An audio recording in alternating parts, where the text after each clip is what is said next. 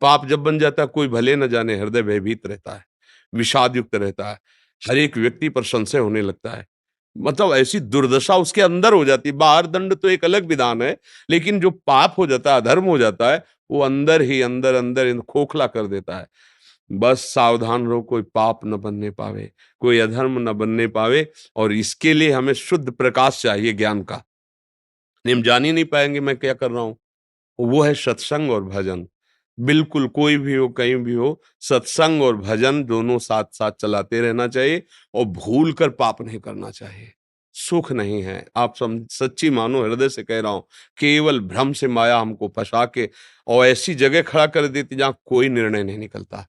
केवल जलन, केवल भय, केवल विषाद, केवल दुःख, पछतावा, और ये होता है अब क्या करें? अब आत्मबल रह नहीं जाता।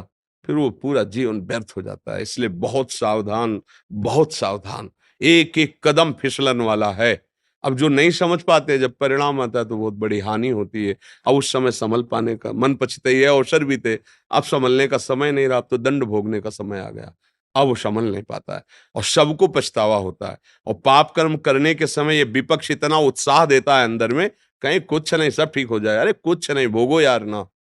बस उससे लड़ाई लड़ लिया वही साधक है। पैसा नहीं, और बिना दस्तखत के तुम्हारे कुछ नहीं कर सकता। जैसे काम आया, अब आप इसको सपोर्ट ना करो तो आपको जलाएगा, शांत हो जाएगा। सपोर्ट कर दिया, वो आप पे हावी हो गया। अब जब चाहेगा तब आपको परास्त करेगा, क्योंकि उसका बल बढ़ता जा रहा है। मन को निर्बल करना है, अपने को बलवान बनाना है। संसारी पुरुष मन को बलवान बनाता है और खुद उसका गुलाम बनता चला जाता है। जैसा मन कहता है वैसे ही कर, और ये बहुत ऊंचाई से गिरा देता है, बहुत ऊंचाई से। मतलब ये छोटी-मोटी ताकत नहीं है। ये मन और कामादि विकार बहुत बड़ी ताकत है, जो पूरे जीवन सावधान रहते हैं। जरा-सा झपकी लगी जैसे, तो माल चोरी हो गया। ऐसे ठग हैं ये। जरा-सा चूक हुई, मनोरंजन की भावना आई, जीवन भर जल रहा हूँ, चलो ये भोग आया, भोग लेते हैं। तो बस फँस गया।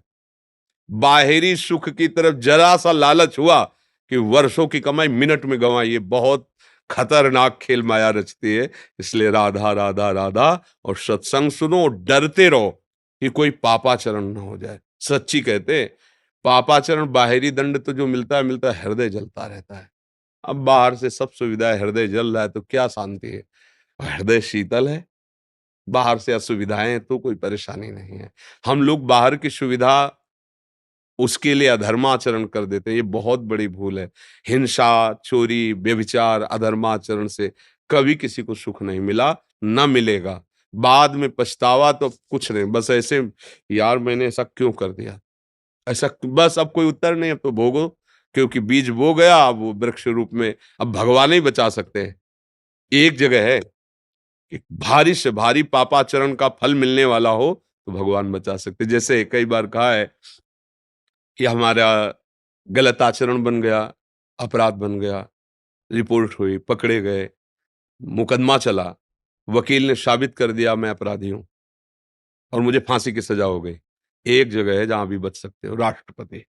अगर राष्ट्रपति से विनय पूर्वक हम क्षमा मांगे, तो यद्यपि मैं अपराधी हूँ, फांसी की सजा हो गई है पक्का, पर वो माफ कर दे। ऐसी एक जगह है भगवान की चरण, अहम त्वं सर्वपापेभ्यो मोक्षयिष्यामि मा। हे भगवान मुझे बचा लो, मेरे से गलती हो गई, अब कभी नहीं करूंगा, प्रभु बचा लो। वो परम पिता हैं, वो परम दयालु हैं, वो बचा लेंगे।